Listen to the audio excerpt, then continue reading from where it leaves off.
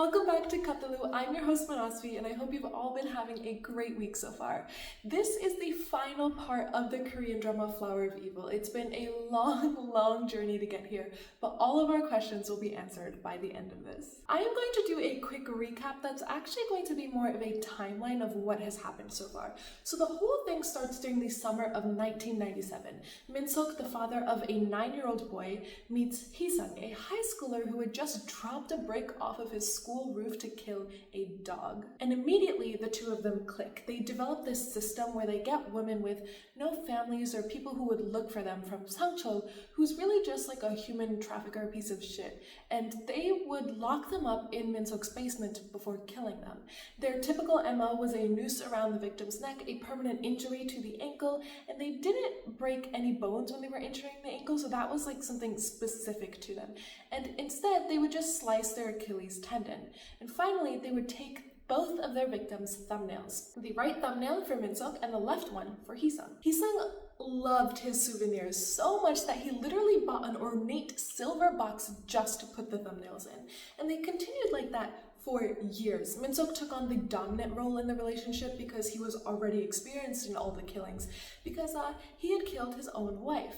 And Hee-sung took on more of like the submissive role, and I want to say that he started looking at Min-seok kind of like a father figure, but Min-seok kept his boundaries. He made sure that Hee-sung knew that he would never mean more to him than his own son, Hyun-soo. In the meantime, Min-seok's kids, Hyun-soo and Hae-soo, grew up, but Min-seok had irreparably damaged his son. One of Min-seok's biggest goals in life was to turn his son into his accomplice, and maybe even his successor, so that the killings could continue even after Min-seok's death. But his plan didn't go according to plan. Hyun-soo developed antisocial personality disorder, but he never truly had the urge to kill anyone. Of course, he would threaten it, especially to his sister's boyfriend and one of his only friends at that time, Moojin. But other than having awkward social interactions, he was just a kid who missed his mom. The kids had no idea that their father was a serial killer. One day, Hee-sung goes out to get their new victim, Mi-seok, but things get a little twisted when a lady crashes into his car that he was driving. It wasn't a big crash, but it was enough for her to approach him, and that's when she saw a woman fall out of the car and attempt to walk away. Hee-sung drags the victim back into the car, making it look like they were some sort of couple. And the witness didn't think much about it at first, but when she got home and after doing a little thinking, she reported it to the police. The police investigated, and the car that Hee-sung was driving around was Min-seok's car. But Min-seok had spent the entire day with his son. And when I say the entire day, I mean the entire day, all the way from 9 a.m. to 3 a.m. the next day. And that was enough of an alibi to get the police to lose interest, especially since the witness who had crashed into Hee-sung's car, or Min-seok's car, said that she was drunk and then later retracted her statement. But what they didn't know was that she had retracted her statement because she was threatened by Hee-sung. He had left this really threatening voicemail on her answering machine talking about how he would kill her daughter. And that was the day that Mi-seok went missing.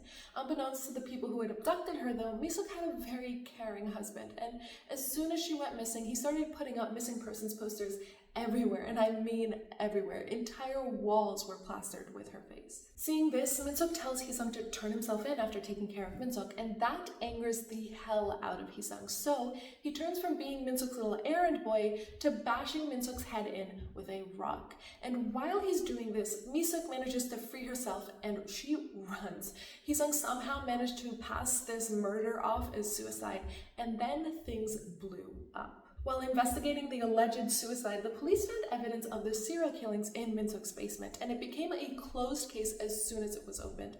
Min-seok's funeral was held a couple months after, and the man, as in Hee-sung, the man, had the audacity to not only put on a whole crying show at this funeral, he went up to Hae-soo, Min-seok's oldest daughter, and gave her Mi-seok's phone accessory. It was a wooden charm with a fish on it. And he told her to call him if things became too tough. He took her hand and wrote down his phone number on her forearm.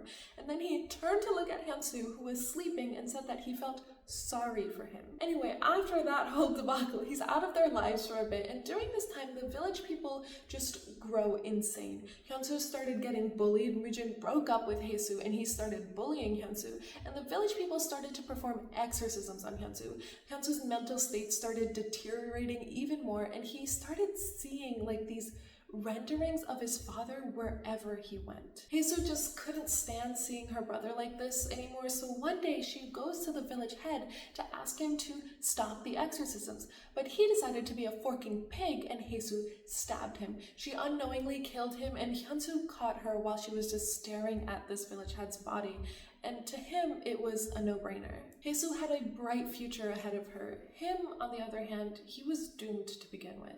So he took the fall. He put the murder weapon in his backpack, Hae-soo burned down their house, and Hyunsu ran. He survived many years doing odd jobs, and one of those jobs was as a waiter at a Chinese restaurant. Here he meets a man by the name of Nam Seung-gil. They both work and live together for 3 years, when one day Seung-gil lures Hyunsu into a forest, and it's a rainy day, and then he tries to kill him. Seung-gil tries to stab Hyunsu. Seung-gil desperately needed money, and the only way that he could think of getting more money was to kill Hyunsu and taking his. Hyunsu managed to escape only to get hit by a car that is being driven by none other than Hee-sung. Hee-sung was on the phone with Sung-chul talking about Misuk. Sung-chul had finally found Misuk after 3 years, and Hee-sung got a little too excited and stopped paying attention to the road.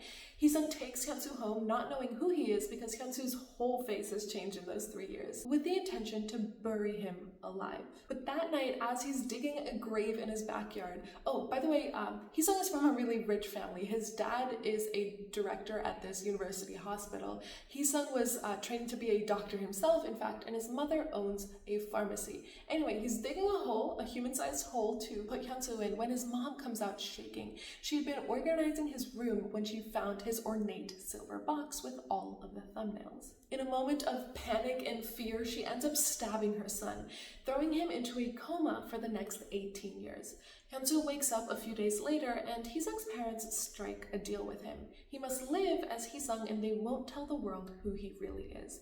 Remember that no one other than Min-suk knew that Hee-sung was a serial killer, so thinking that this was the best decision of his life, Hyunsu accepts. He moves to a quiet town, and that's where he meets the love of his life, Chae-Won, as Baek Hee-sung. She chases after him, hopelessly enamored, and Hyunsu only reciprocates when he realizes that she is the only person in the world who is able to stop him from seeing these renderings of his dad. They get married and have a really cute daughter, Luna, and everything is smooth sailing for Hyunsu for about 14 years, until Min-suk's case comes back into the media's attention. Kyung-chun, a taxi driver and the husband of Mi-suk, staged a copycat crime to make it seem like Hyunsu was the one doing the killing. The reason?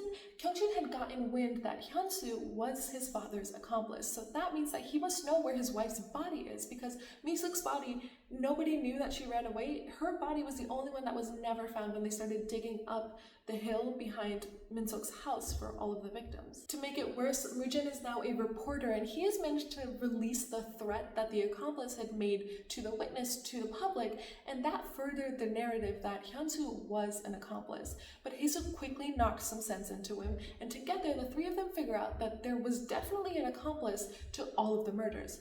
But who was it? And just to amp up the pressure of finding this person, Chae-Won, during the reinvestigation of the serial murders, ends up finding out that her husband was, or I guess still is, Hyunsu, and that he'd been lying to her for years.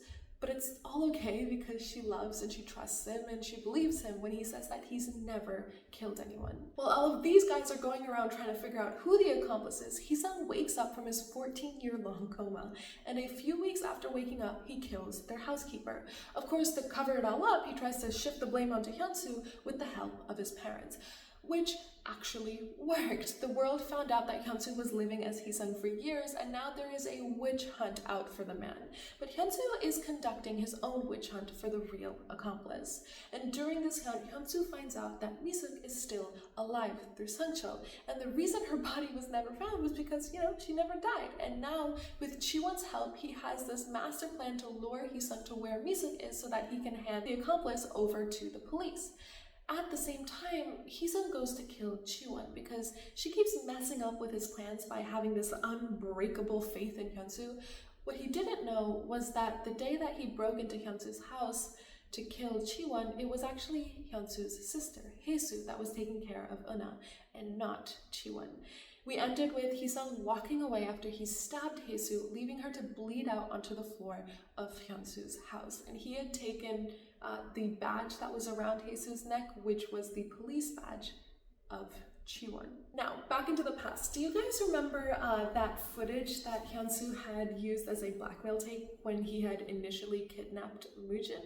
Well, this is what that tape contained. We had shown the footage that Moojin had managed to record all those years ago, and Hae-soo, Hyun-soo, and Moojin are all heading towards this basement door. Hae-soo and Hyun-soo are sure that they heard a ghost down there, but Moojin doesn't believe them, so he heads down there with his camera, recording everything that he's seeing. When he gets down there, the first thing he sees is the cage, and he's ecstatic. He thinks the cage is kind of cool, and then he turns to his left, and on the ground, a couple feet away, is a plastic bag that looks a lot like it's holding a person. Suddenly, the bag starts to move, and Moojin gets closer. What is this? He's about to touch it when a voice sounds behind him. Moojin, what are you doing down here? Min-suk gets nice and close to Moojin, takes his camera, and says, "Oh, you're a brave one, aren't you? My kids can barely even stand to make it into the basement. Did you film something interesting? Let me see." As he's looking through the footage, Moojin starts trembling. The bag is starting to move more and more. Moojin, goodness, Moojin, why are you trembling? That elk must have really startled you. An elk? That's right. What else could it be? So it's an elk. You're right, it's an elk.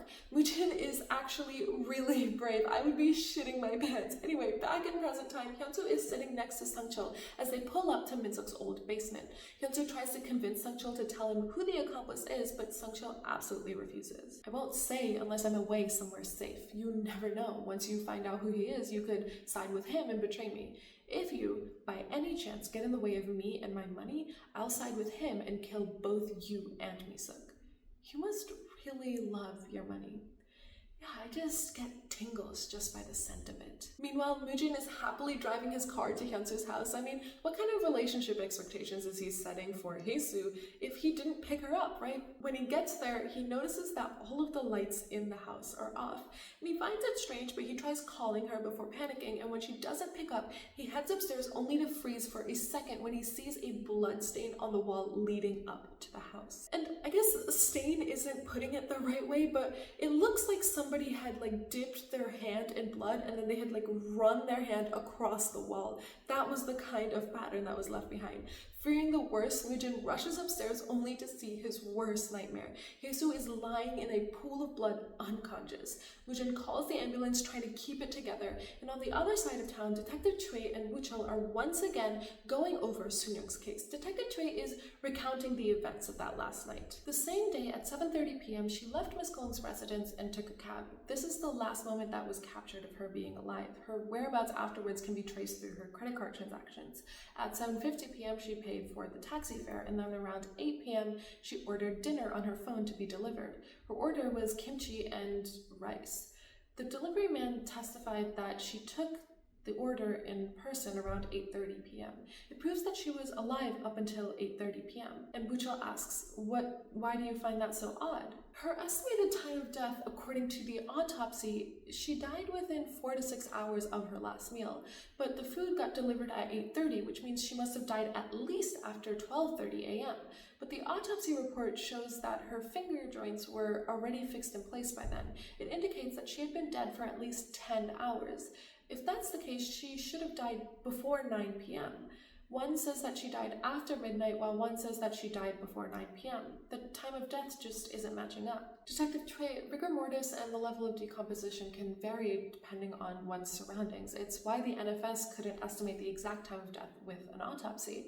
The hard fact is that Soon-young was alive until 8:30 p.m. that night, and we need to figure out what her whereabouts are after that moment. And Detective Chae understands that, he really does, but at the same time, his gut has never failed him. So instead, he goes to meet with the delivery person so that he can see if he can get more information out of him, something that everyone might have missed. He's heading out when Chae-Won comes back with the dash cam footage of the payphone, and caught on camera is a man wearing a floppy hat with a completely black outfit. Everything points to this person being the one who framed Hyun-soo, and Woo-chul has one question. It seems like he chose a place that didn't have any security cameras, so why did he also not check for dash cam cameras? Don't you think that's a huge mistake on his part? And Chae-Won doesn't have an answer for him. She finds it just as strange. Then her phone rings, but it's a number that Chae-Won doesn't have saved on her phone. And just to be on the safe side, Woo-chul tells her not to pick up any calls from numbers that she doesn't know. When Chae-Won doesn't pick up, they call the police station instead. And that's when Chae-Won learns about what happened in her house. She rushes home worried sick about Eunha, and when she gets there, the authorities inform her that Eunha is in her bedroom, and she won't open the door to anyone but Chae-Won. Chae-Won carefully approaches her daughter's door and coaxes her to open it. Poor Eunha was terrified to death inside that room, but she kept quiet the entire time. She bursts out crying the moment she sees her mom, telling her about how a thief broke in and how Hae-soo told her not to open the door for anyone but her mom. God, this child is so precious, and the moment Eunha sees that Hae-soo isn't there, she asks her mom where Hae-soo went. Hae-soo is in the OR at the moment, and Woojin is desolately sitting outside thinking about the promise that he had made to Hyun-soo about never leaving Hae-soo alone, and how badly he failed not only Hae-soo but Hyun-soo as well. On the other side of town, Hee-sung is entering his mom's pharmacy with a briefcase full of cash. I guess this $5 million is heavy for him because the man is fully leaned over to one side because of how heavy the briefcase is. And once he's inside, he gives Sung-chul a call. You called a lot later than expected. Do you think it's easy to prepare 500 million won in cash? Where should I meet you? And as he's saying this, he's holding up a bottle of rat poison. Down in the basement, Hyun-soo is carefully approaching Mi-suk. Mi-suk has cornered herself into one side of the cage, and Hyun-soo is trying to ease her into the situation. Miss Chung Mi-suk, I'm Hyun-soo. The accomplice of the Yeonju City serial murders is after you at the moment. He'll be here soon. The reason is because you're the one and only survivor and witness to the case, and I plan to catch him. He pulls out a box cutter, and in full view while looking at her, he releases the blade.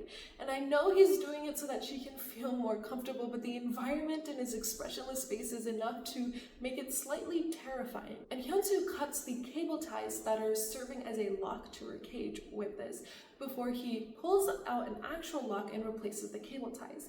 He locks the lock and then shows her the key. This is the only key to this lock. You are the only person who can open this lock. No one else can. You are safe. I promise you that. And he puts the key inside the cage and pushes it towards her. Mi-suk, however, doesn't trust him. Are you saying that you're going to help me? Yes. No, you're lying. I don't believe you. The other guy told me that he'll help me meet my family too, but it was all a lie. Why? Why are you helping me? Probably because I'm in a similar situation as you. You also don't understand why this all happened to you, right? And I feel the exact same way. At the same time, Chae-Won is telling her mom that she needs to leave now. But as Chae-Won gets up, her mom grabs her hand. Couldn't you just stay with me a little longer? Let's just hide here. How could this happen to us? This is all because of Hee-sung, right? He completely fooled you and he made you miserable. I resent him so much. Mom, I really haven't changed at all. He needs to be happy in order for me to be happy. So just pity him once he comes back. Please hug him like you would hug me. And Chae-Won leaves. Back at the station, Ho-jun, Woo-chul, and Sung-pil are watching the CCTV footage in front of Chae-Won's house, and it's the same shady-looking man from the dashcam footage. Ho-jun comes up with the idea that they should leak false information. If the culprit was to find out that Chae-Won is still alive, then that might put her in more danger. So they release a statement that Chae-Won is dead, and Ho-jun calls the Mapo police station to make sure that they stick with the story as well, since the crime happened in their jurisdiction. Woojin is lifelessly staring at the doors of the OR when Chae-Won arrives.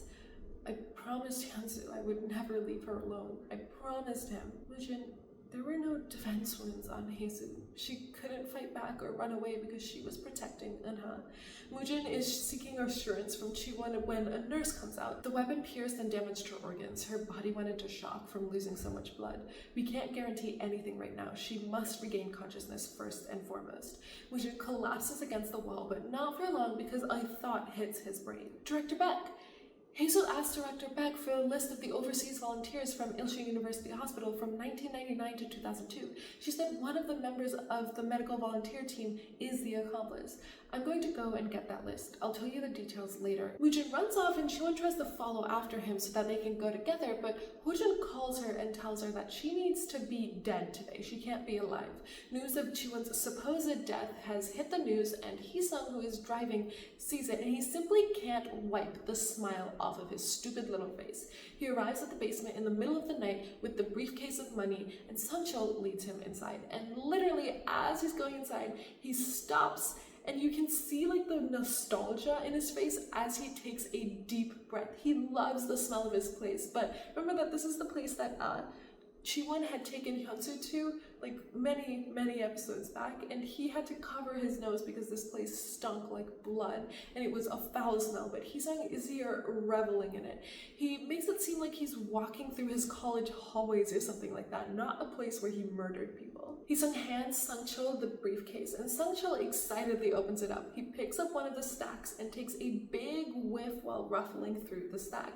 And Sang-chul doesn't see it, but we can see it. There's like white powder that's coming off of the bills. Hee-sung had spread the rat poison that he had found in his mom's pharmacy onto the bills, and while Hee-sung is looking at Sang-chul take the biggest sniff of his life, he says, "You're still the same." Sang-chul doesn't give a shit anymore because he has his money, and he simply holds up his hand and waves. Okay, let's never meet again. My sentiments exactly. Sang-chul even has the audacity to wave at Misuk, and as soon as he turns, his nose starts bleeding. You can see the glee in Hee-sung's eyes as Sang-chul just shrugs it off and walks away. I guess that nosebleeds are common in Korea. I feel like I've seen a lot of dramas where students get nosebleeds just from studying too hard, so maybe he was like, I just got too excited and now I have this nosebleed, and he doesn't think twice about it. If my nose was bleeding, I would be freaking out. Anyway, Hee-sung turns to Misuk. Why must we always meet this way? I guess that you can't escape me no matter how hard you try. This must be your fate. And in the shadows, we can see Hyunsu wrapping his hands around a rope. Back at the police station, Chae-Won is watching the CCTV footage with wide eyes. So he was originally trying to kill me. And then her eyes widen even further. He doesn't know what I look like. He waited to kill me. How could he not know what I looked like? He even got my husband's fingerprints and placed the victim's hair in our car. So how could he not know what I look like? And Woo-cho wonders out loud, what if there's more than one killer? Detective Chae, in the meanwhile, is interviewing the food delivery driver. The victim has a hearing impairment. Did she make any unusual facial expressions or gestures? No, not that I know of. Detective Chae then shows him the photo of the man in front of the booth to see if the delivery driver saw him lurking around Sun-young's place anywhere, but the driver shakes his head. Detective Chae turns to leave when the driver speaks up. Did you say that she had a hearing impairment? There was a bell next to the front door. Oh, that is a door light. It's not like something you can hear. If you ring that doorbell, a light flashes inside. No, it's not that. When I got there, I didn't ring the bell. I knocked. The area has so many families with babies, so I knocked out of habit. In the station, Chae-Won and Woo-cho are reasoning out that the person who gathered the information may be different than the person who actually committed the crime when Detective Chae's phone call comes through. He asks Ho-jun to read what was in Miss Park's stomach, what were her stomach contents from the autopsy. Pork, kimchi, and a little bit of tofu. And the restaurant owner perks up. Our stew doesn't have tofu, and Detective Chae's gut feeling is once again correct. Sun-young didn't die after eating dinner. That was her lunch in her stomach. The footage shows that she left Miss Kong's house at 7:30 p.m., but she was long dead before that time. Ho-jun is confused about how that could be possible. Who is the woman on the CCTV then? And Chae-Won's wheels are turning, and she says, someone who'd do anything to protect the real killer. The killer's mother. I now know why the killer was so careless about the dash cam. It's because 15 years ago, there weren't any dash cams in cars. Hee-sung is awake. Hee-sung, in the meantime, has finally gotten his hands on the key to Misuk's cage, and he puts it into the lock and twists. but it doesn't unlock. He takes the key out and then tries again, but it doesn't work. He gets frustrated, yanking at the lock. What on earth? Yeopsan-chul, that rat. He then looks at Mi-seok, who hasn't moved from her corner, and he starts circling the cage. And then he lunges for her, pushing his arm through like the gap between the bars of the cage. Come over here. Come over here. Get over here, darn it. What do you have over there? What game are you playing at right now? What are you looking at? And from behind him, Hyun-soo jumps on Hee-sung and wraps the rope around Hee-sung's neck and begins to choke him. He drags Hee-sung away from Mi-seok and then pins him onto the ground, punching the shit out of Hee-sung. And Hee-sung is a wuss because he starts screaming almost immediately. Stop, stop, I lost already. You're killing me. Stop hitting me. It hurts. And God, the irony. You don't think it hurt for all of the women that you killed? And then Hee-sung shouts, shouldn't you know who I am before you beat me to death? Hyun-soo stops punching him and takes a look at him. Hee-sung takes this time to taunt Hyun-soo a little bit. Hi, nice to meet you. I bet you've been dying to know who I am. So how does it feel? You seem very startled. While this is going on, Moojin is in the mother's house at the moment asking about that medical volunteer list. Manwoo goes to get that list, and that's when Moojin gets a call from Chae-Won. Moojin, only answer me with a yes or a no. Are you at Director Beck's house? Yes. Is someone with you right now? Yes. Get up silently and leave. We have the possible identity of To Min-seok's accomplice and Miss To, as in Jesus' attacker, the son of Baek Man-woo and Kong Mi-ja, Baek Hee-sung. Don't react in any way. We're assuming that Baek Man-woo and Kong Mi-ja are accomplices as well. We'll be there as soon as we have a warrant, so leave the residence quietly. But Moojin can't hear anything anymore. He turns to look at the mother. Where is your son? Baek Hee-sung, where is he? And Moojin starts to barge through the house looking for him, and the mom tries to stop him, but Moojin doesn't care. He then sees the door that is hidden behind all of the suits and heads towards it when the mom stands in front of it. Let's sit down and talk this through. It seems to me that you have some sort of misunderstanding, so no. Move out of the way. This is inevitable. The police are on their way at this very moment. He shoves her out of the way and opens the door only to find an empty bed. He's not here. Isn't your son supposed to be lying comatose in this bed right here? Moojin tries to leave as the mom collapses, but the dad rushes out holding a needle. You can't leave. Why don't you get that all of this is meaningless? How is it meaningless when all I have to do is kill you? What difference will it make? My son might finally change. If I sacrifice for him, he might finally change. He wasn't always like this, you know? If he hadn't met To Min-seok, he would have been fine. All I want is to give him one final chance. And you can't help but feel bad for the parents because all they really want is for their son to be a normal person.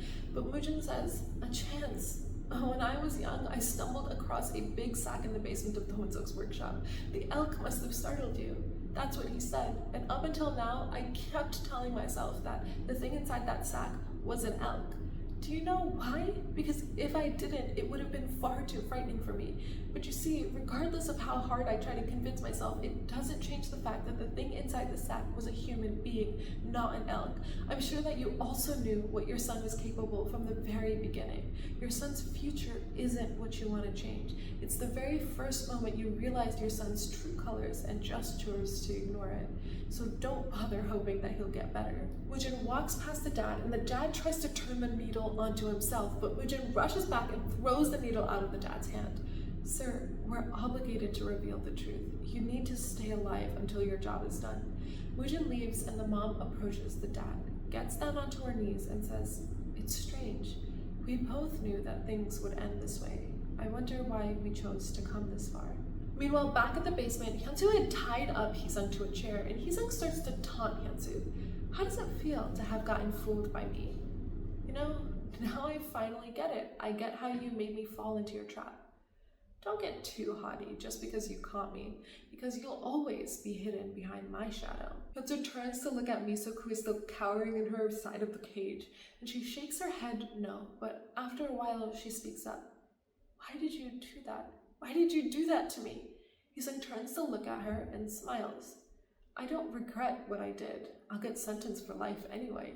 And Hyun-soo's heard enough, and he asks Hee-sung for his phone because Hyun-soo doesn't have his phone on him. But Hee-sung doesn't answer. Instead, he keeps going on and on about how his life in prison will be. I'll probably be under the spotlight. Should I publish a book while I do my time in jail? I'll write about how I grew up, the kind of stuff that Tomin-seok and I did to have fun, what we talked about, and how we turned murder into an act of art. People will be dying to know. How well do you think my book will sell? And I guess if you know, you know, but this is actually very common, right? In a lot of serial killers, this is how they spend their time in jail. Hyun-soo gets all up in his face and says, "Don't try too hard. You can't do anything to provoke me." Hee-sung tilts his head and smirks. "My cell phone, it's in my pocket. Tell the cops to hurry up and arrest me. Oh, by the way, can you ask them for an ambulance? I think I might need it." And then he thinks back to a time when he and Min-seok were fishing in the fishing spot of Gakyeongri, and Min-seok was telling him about Hyun-soo. Hyun-soo is different. He turned out to be a failure, even though I put in so much work. What's with the look? You have to be happy, right? I mean, you're the best work I've ever accomplished. Hyun-soo, in the meantime, reaches into Hee-sung's pocket to pull out his phone, but with the phone comes out Chae-Won's ID. "Oh, give me back that ID. It's my souvenir." "Why do you have this? Why do you think?" "Don't lie to me.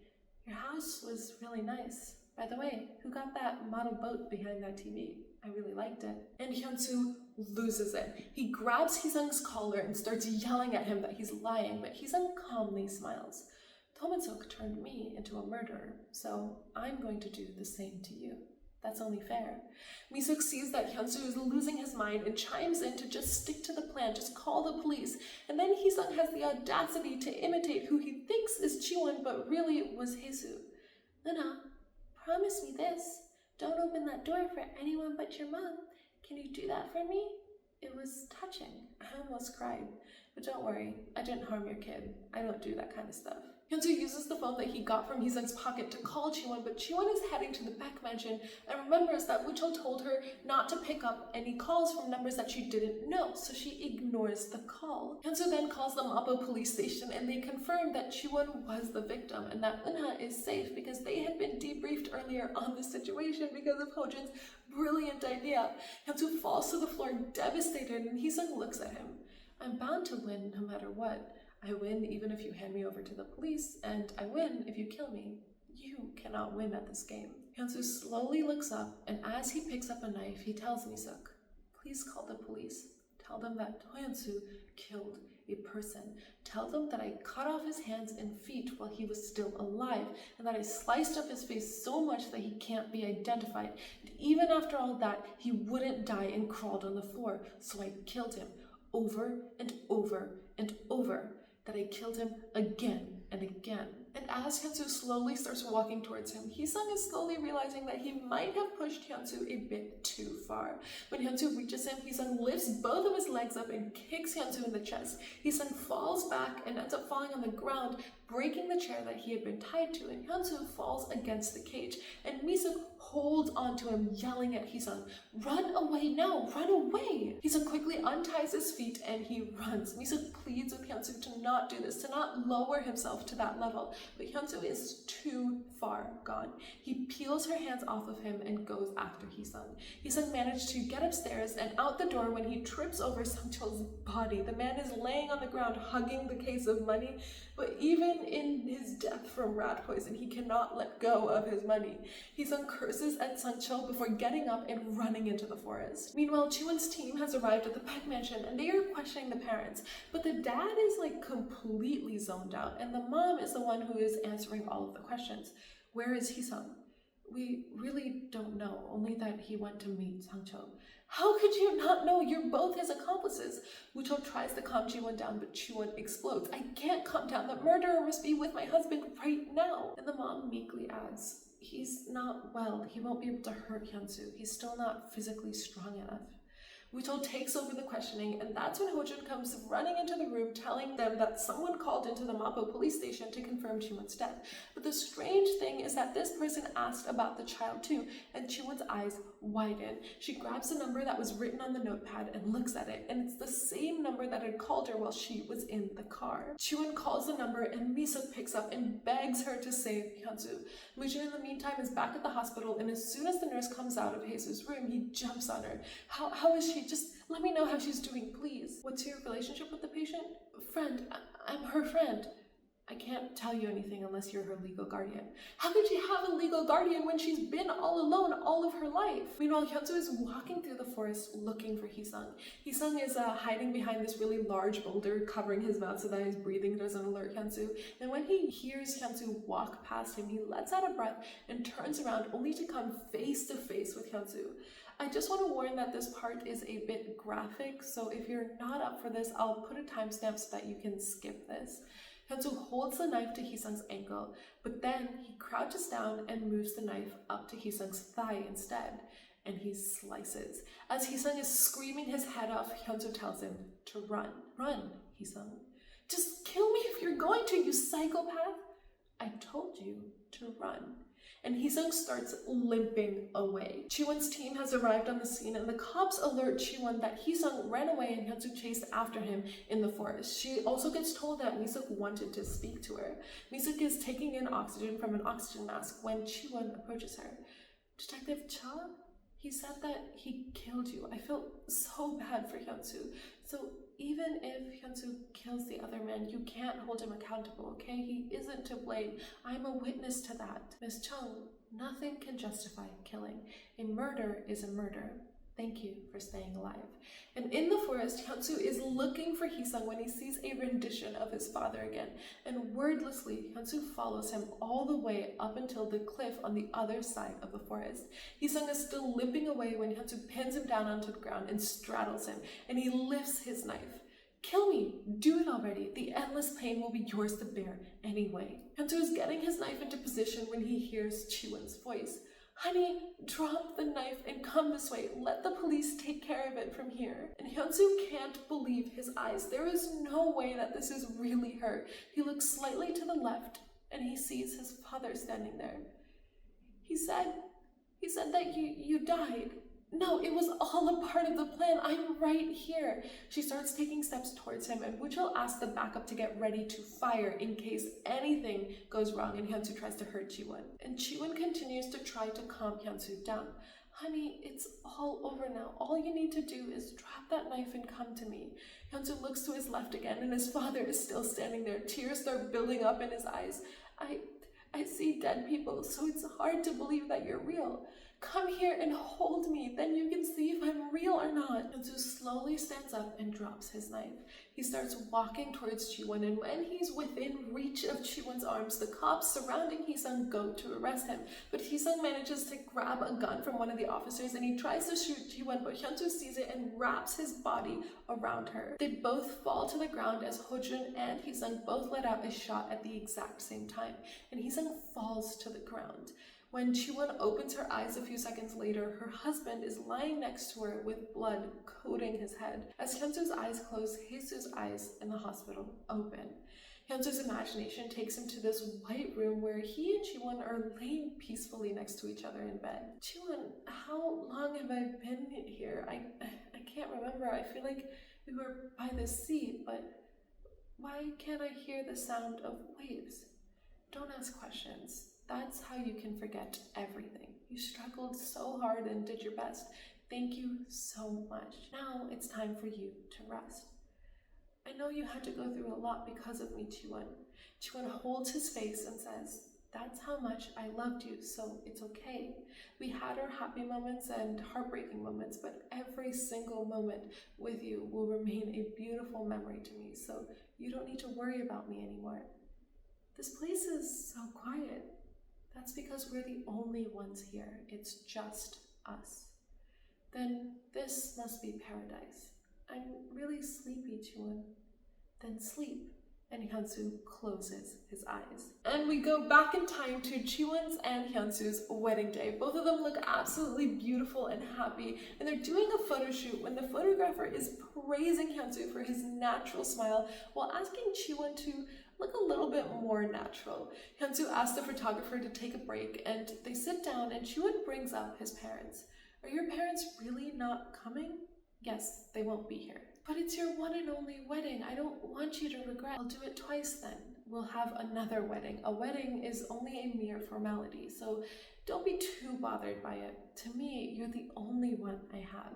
Back in present day, Chae-Won is sitting in front of Hyunsoo, and she's asking him how he's been. The last time we met was 2 weeks ago, right?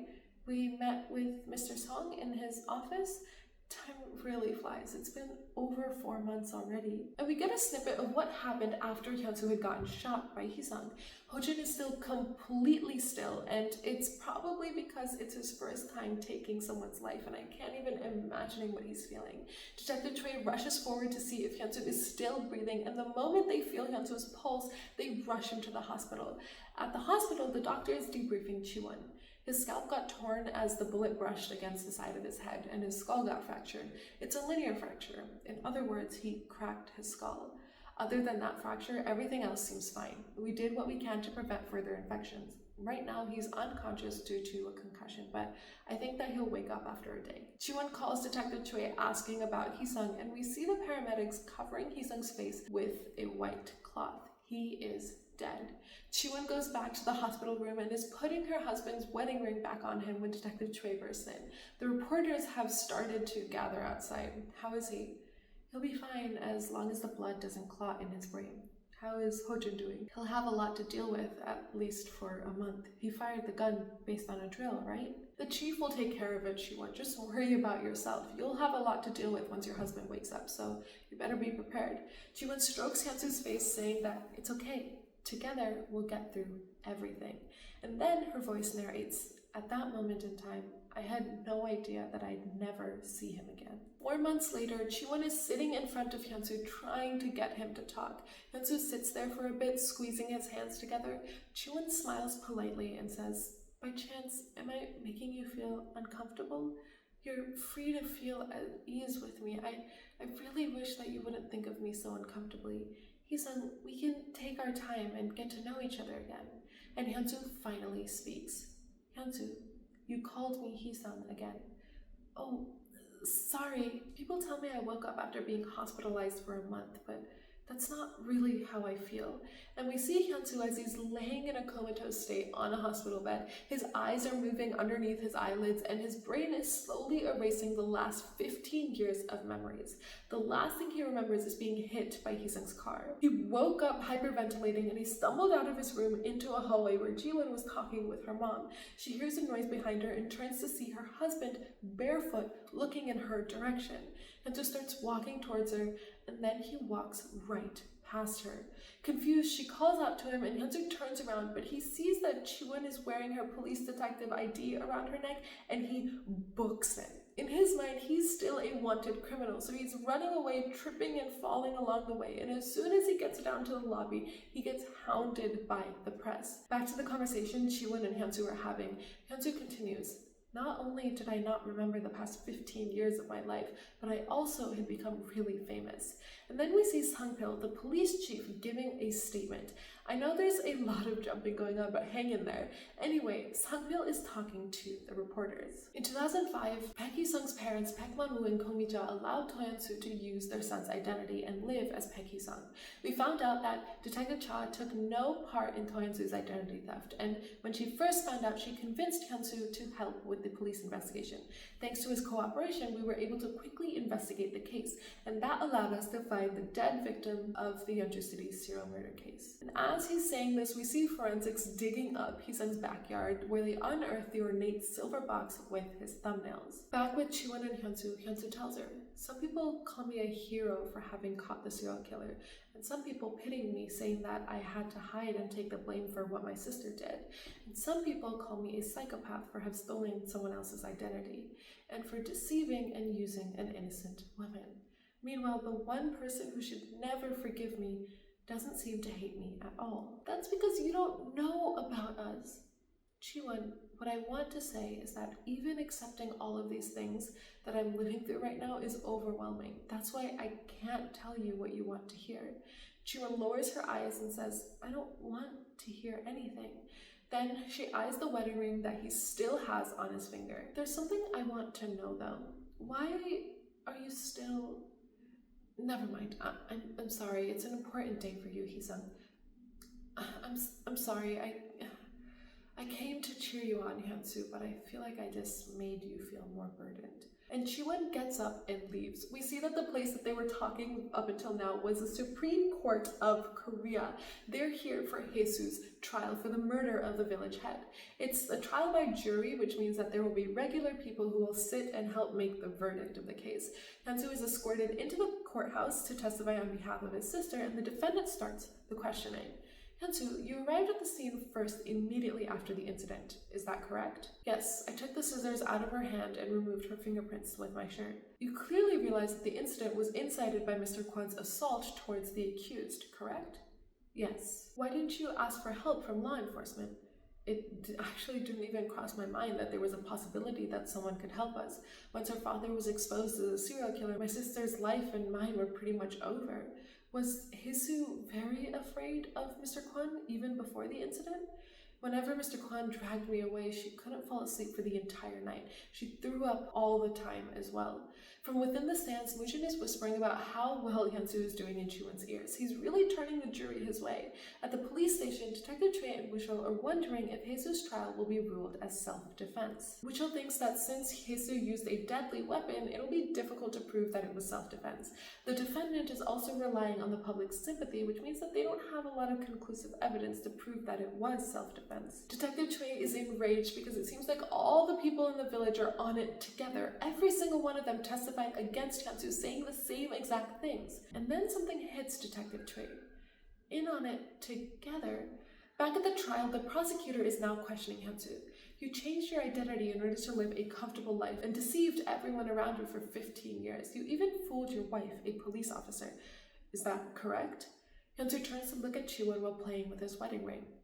Yes. How were you able to lie so perfectly? A witness stated that you cannot feel emotions. Are you perhaps unable to feel guilt?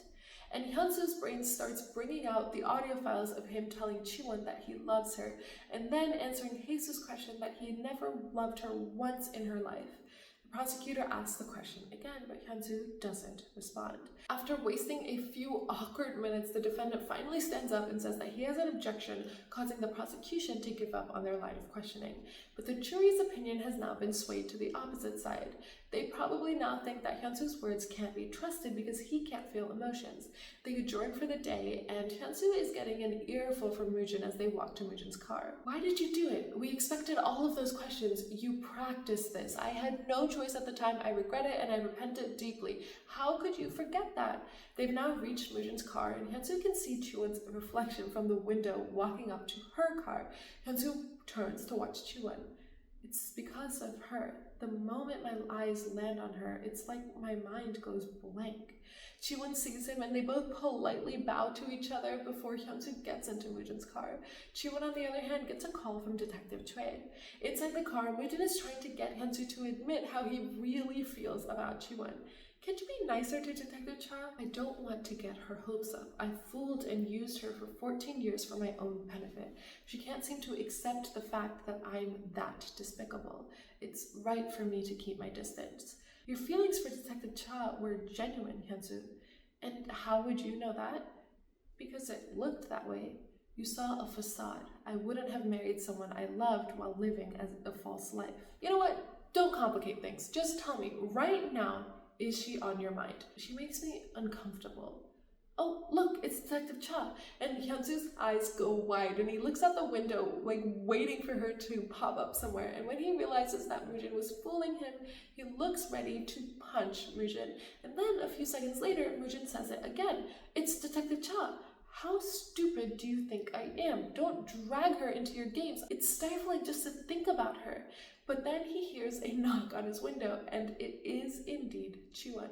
Mr. To, we have some place that we need to go. We found a witness that could turn the tables. Detective Chae's call was about how one of the witnesses' statements said something strange, and Chae-Won is explaining the situation to Hyun-soo. Shin-tae, the nephew of the village foreman, he testified that the village foreman paid for the exorcisms with Min-suk's inheritance. However, the money that was paid for the exorcisms doesn't match the amount paid to the shaman. He withdrew 3 to 5 times the amount that was left in Min-suk's account. The exorcism was held so that he could steal the money. That's why he publicly made you a scapegoat. Sweetie, do you know his nephew, Young Jin-tae?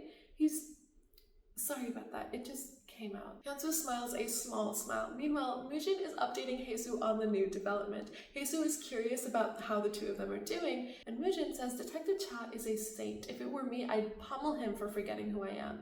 But being the saint that she is, she's trying to bring Hyunsu back to her by being patient. What about Hyunsu? Is he warming up to her? That's not what bothers me. Don't you think that his personality has changed ever since he's lost his memories?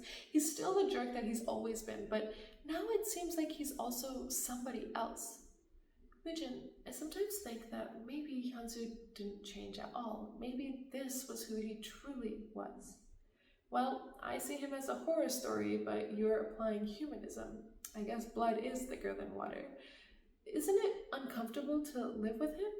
He's made himself right at home in my apartment and is annoying me to pieces. I guess I should be glad though. Haesoo smiles for a bit before telling Mujin that he doesn't have to keep visiting her, but Mujin shuts her down, saying that he loves coming over and talking to her, and Haesoo voices a small wish. I hope that me, you, Hyunsu, Chae-Won, and Ana can gather at home for a meal very soon. Chae-Won and Hyunsu have reached Chuntae's house, but it's locked. Chae-Won is confused because they agreed to meet at this house, but Hyunsu is convinced that Chuntae is probably avoiding Chae-Won. He probably thought about it and decided not to testify. Chae-Won, however, still has hope, but when she gets a text from Chuntae, I'm afraid that I won't be able to testify. I'm sorry.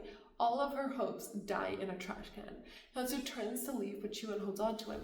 Let's wait. He'll come home, and when he does, we'll talk to him together. And then it starts raining. Chae-Won's face naturally starts to light up, and she heads towards the ledge and puts her arm out and starts catching the rain.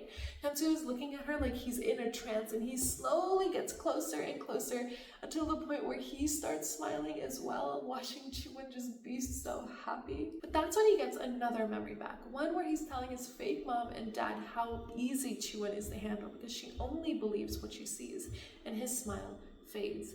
Una at the moment is drawing with Chae-Won's mom, and Una's drawing consists of her grandmother, Chae-Won, and Una.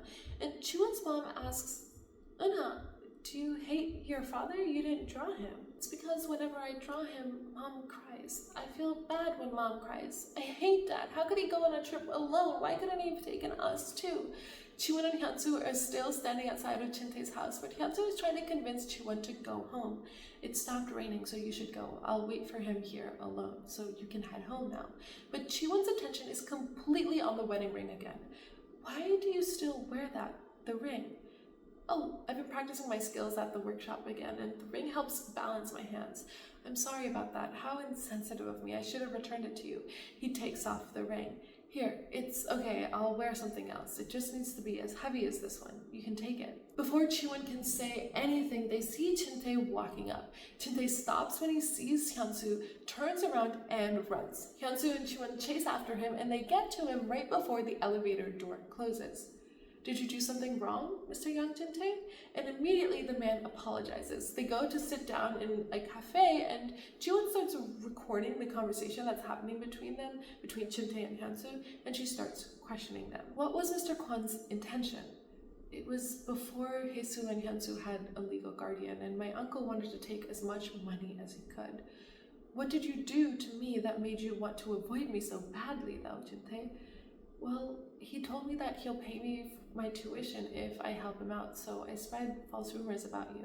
I killed a chicken and cut it open and left it out on the streets later that night. Then people would gather the next day, and that's when I tell them that Hyunsu did it. I told them that he was possessed by Minseok's spirit, and I made them think of him a certain way. And Chae-Won is appalled. You instilled fear in them and instigated them to hold the exorcism rituals? The man lowers his head. When asked to testify in court, though, the man says that he can't. He's willing to make an anonymous report, but he's an elementary school teacher, and his life would be ruined if something like this came out. And Hyunsu calmly tells him, Mr. Young, you should testify in court only if you want to. I want you to think about what you really want. Then you can decide so that you won't end up hating yourself. And I'd like to let you know that I'm going to forgive you at this very moment, so you no longer need to hold on to the guilt of what you did to me. Chae-Won looks at Hyunsu like he's crazy, and later on in the drive, she comments about his forgiveness. Earlier, you told him that you were willing to forgive him. I'm sure that that wasn't easy for you to say. It's hard, wasn't it? No, it was actually easy because I lied. I don't forgive him. If I could have my way with things, I would have snapped his neck right there and then. He seemed pretty guilty to me, so I figured that he'd come around if I used it against him. And Chae-Won's face shows all of her thoughts on display. She's thinking, what the hell? How is he able to lie like that? What happened to my husband? And then Hyun-soo's phone rings. It's Jin-tae who's calling to tell him that he'll testify. We should use him at the end of the trial so that we can flip the case, right?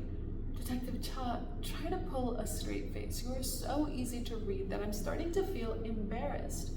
What do you think is on my mind? This isn't the guy I know. He's not the guy I've been trying to get back. Isn't that what you were thinking? And Chae-Won pulls over. You're doing this on purpose, aren't you? Why are you being so mean to me? You see, I'm a guy who can lie to people without feeling guilty. You don't seem to be very aware of that, Chae-Won. Are you sure that you can tell whether I'm lying or not? When I woke up at the hospital, I couldn't even remember what happened, so it felt like I woke up after having slept for 15 years. But that wasn't the case. My body seemed to remember how I lived the past 15 years of my life. I found myself cooking things that I had never seen or eaten before, and I did metalwork, and I couldn't believe how delicately I was able to move my hands. Also, I could instinctively read people's emotions and know how to use that to my advantage. So I know very well what it is that you want to hear from me. Chae-Won once again says that she doesn't expect anything from him. Yes, you do, Chae-Won. I know what it is that you want me to say. You want me to tell you I still feel the same way towards you, even though I don't remember anything. You want me to lie to you like that. Now Chae-Won is crying and she explodes. When did I say I wanted to hear that? How could you forget me? How could you do that? After how much we loved each other, after we got this far, how could you forget me like you cut me out with a pair of scissors? Hyun-soo is tearing up. Chae-Won, I doubt myself. I wonder if there's even an ounce of sincerity with me. I can't trust myself. Not even once have I cared about someone for an extended period of time. So how long will these feelings that I have for you last? Do you know what you're doing? You look at me, but you're searching for him within me. If you see a similarity, you get your hopes up. If you see a difference, you get disappointed. But you know, I hate him. I don't want to know anything about him. I feel like we each have one foot chained to the post and are running around circles. You run away from me, only seeing me from behind, and I flee from you because I don't want you to see me from the front. In the end, neither one of us take a single step forward, and the two of them cry in the car because their relationship is coming to an end, and it seems like both of them know it. Hyun-soo comes back to Moojin's place, and Moojin is looking at the comments underneath the article he'd written about the elk bag. When Hyun-soo comes in, Moojin drags him to the fridge and points inside. Are you insane? Do you know how terrified I was? It makes me want to puke just looking at it. Why do you keep buying food you won't even eat? The entire fridge is filled with egg tarts from top to bottom. What can I do? I keep buying it whenever I see it. And that's when Moojin notices Hyun-soo's puffy eyes. Were you crying? What is it? Did Jin-tae refuse to testify? No, he said that he'll testify. Really? That's great. So what's wrong? Did Detective Cha finally hit you? I wish she would just hit me. I have to talk to her about our kid once the trial is over. The thought of seeing her again because of that just frustrates me. Do you plan to see Eunha? No, I don't want to make her see me. What's the point in seeing her dad who doesn't remember her? Moojin, if I say I want to give what's left of my inheritance to the kid, if I say let's end it at that, would she be hurt? At home, Chae-Won is crying into one of Hyun-soo's shirts. She sits down and re-listens to the recording from earlier today, and while she's listening to her husband, she makes up her mind. She's in bed with Eunha that night, patting her to put her to bed when Eunha speaks up. Mom, did you and Dad get divorced? I was Cha Eunha now, and the kid said Mom and Dad got divorced. That's not true, Eunha. Then why isn't he coming home? Chae-Won hugs Eunha and says, Mom wants Dad to be happy. What about you? Me too, Mom. Dad never once lived as himself, Eunha. Mom wants Dad to live freely, at least for now. The next morning, Chae-Won visits Haesoo in jail. Haesoo thanks Chae-Won for all of her efforts with this case. Haesoo, I have no right to have you thank me or apologize to me. You've made such a big sacrifice because of me. That night, Chae-Won, I sincerely wanted to protect you and at all costs. Thanks to that, I'm finally able to like myself a little bit. What happened to Hyunsu must be taking a toll on you. I'm going to let him go, Haesu. It's the right course of action for us both. But I was foolish enough not to realize it sooner. And Haesu looks concerned, but instead of asking Chae-Won not to give up and let go of her brother, she says some wise words. Meeting you planted a belief in me. All the pain we're suffering from seems to be leading us towards a life of something much greater. It's why I want you to suffer a little less. Later that day, the verdict comes out. The jury has unanimously agreed that Haesu acted in self-defense.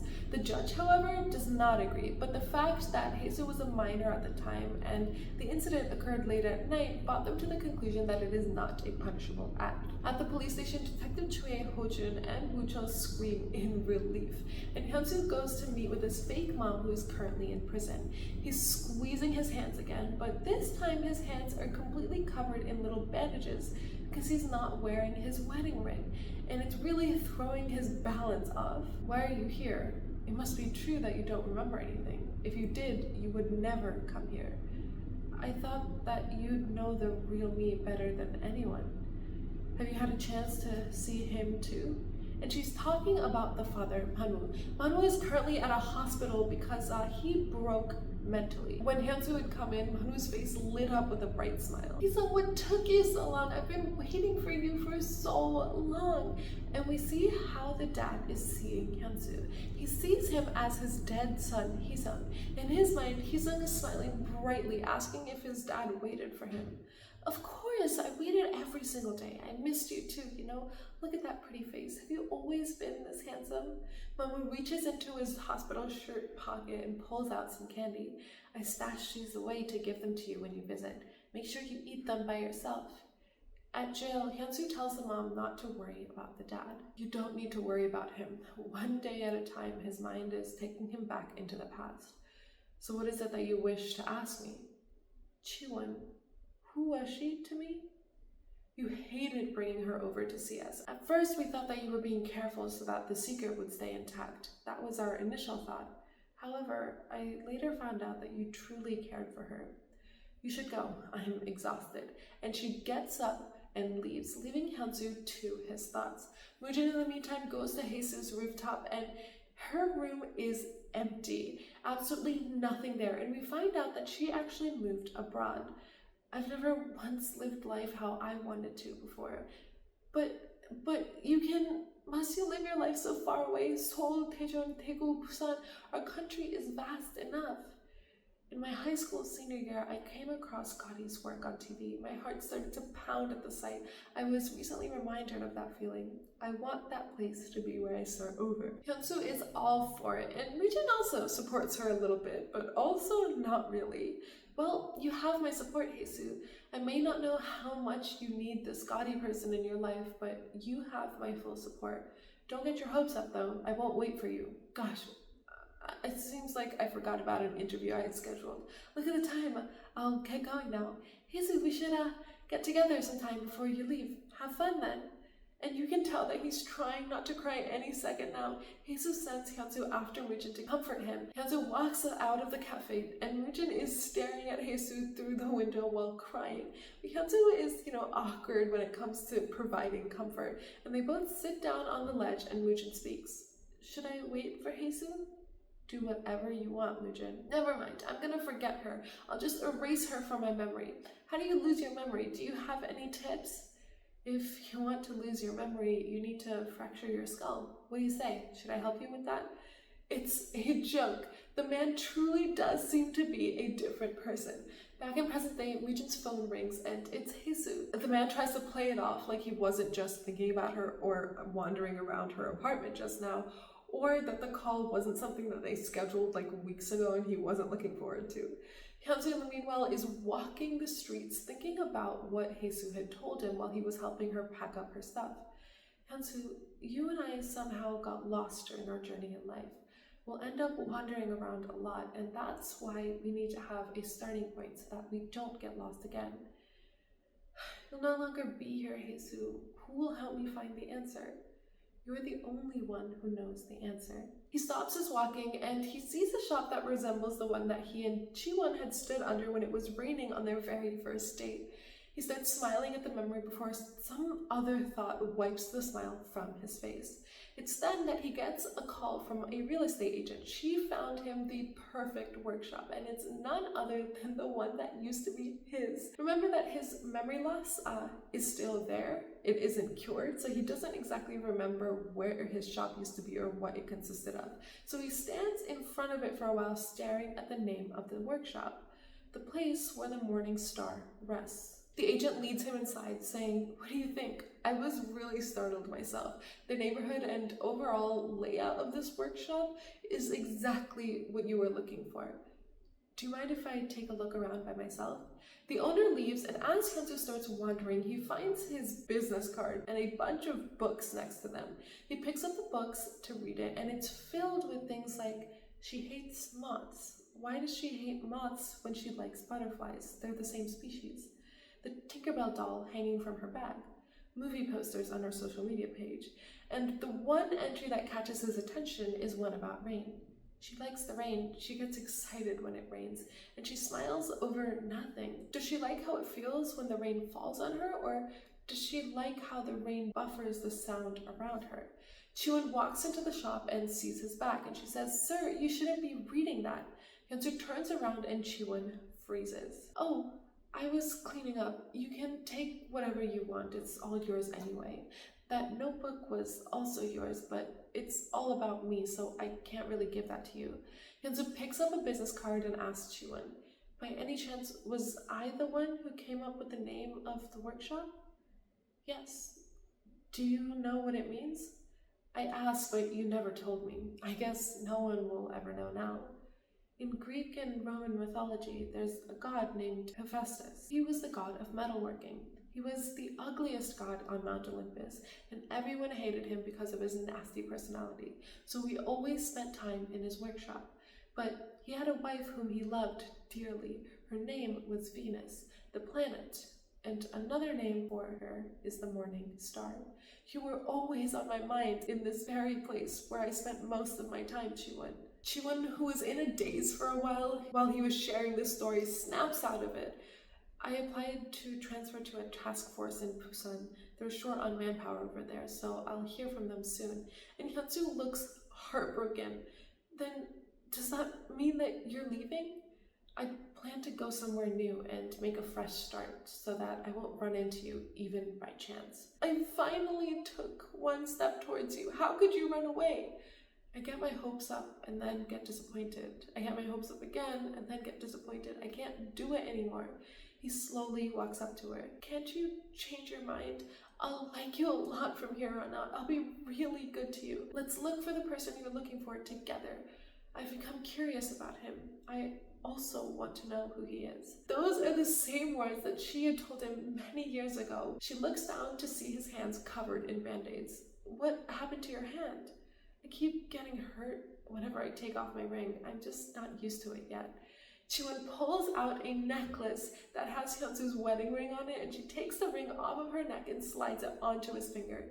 Hyunsu smiles and says, "Whenever I'm with you, I get nervous for some reason. I become all afraid that I'll make some sort of mistake." Chae-Won smiles brightly and says, "Me too," and Hyunsu leans in. When they break apart, Chae-Won tells him that she has to go pick up Eun-ha. "Do you want to go with me? Will she like me?" "Why are you laughing?" It's the same fear that he had all those years ago when Eun-ha was born. "And why are you laughing, Hyunsu?" "Because you laughed." They arrive at Eun-ha's school, and as soon as Eun-ha sees her dad, she runs up to him and gives him the biggest hug in the world. Hyunsu starts crying, remembering how he took care of Eun-ha when she was a baby. Eun-ha breaks away from the hug. "Did you bring me a gift?" "I'm sorry, Eun-ha, I forgot." "It's okay, you're my gift, Dad. I like you more than anything else in the whole world." Hyunsu tells her that she is his whole world and picks her up, hugging her close, and Chae-Won, who was watching until now, joins them in their hug. And that is the end of the drama. I'm gonna be honest, I loved the show while I was watching it, but I've just realized how insanely long long this show was while I was recapping it, but it was worth it to watch it again. I like how every single detail was absolutely important, and all of the flashbacks slowly revealed how these people and their relationships developed, and even the little details about how you never have to wonder where they pulled a weapon out of, because you always knew that it was there. We knew exactly how it got there. I genuinely loved the actor who played Hee-sung, and if you're curious, Hyun-soo was played by Joon-Gi, Chae-Won was played by Chae-Won, and Hee-sung was played by Kim Ji-hoon. So I'm a sucker for anything that has a good plot. This is just a fact of matter on how I watch my movies. I don't care about messages or symbols or teachings of the movies.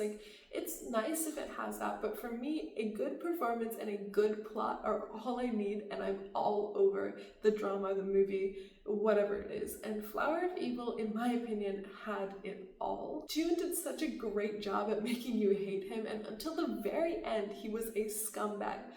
But I wish that he didn't just die. It might be mean of me to wish this, but I wish that he and Min-seok had suffered some more. I mean, they killed so many people, and both of their deaths were far too quick for me. Another thing that I found fascinating is how the trauma that Min-seok and Hee-sung caused manifested itself differently in different people. Kyung-chin became obsessed with finding his wife's body, Hae-soo completely isolated herself, Hyun-soo just shut down emotionally, and Hee-sung's mom became more expressive, as in much more emotional because of everything that had happened. I tried my best during the recap, but I am absolutely no actor, and this experience is just not the same as watching the actual drama. Trust me, the acting is really, really good. So if you liked this, then I suggest going and watching the actual show. And like I said, the story and the performance were just mind-blowing in my opinion. Anyway, I will see you all next week. Bye!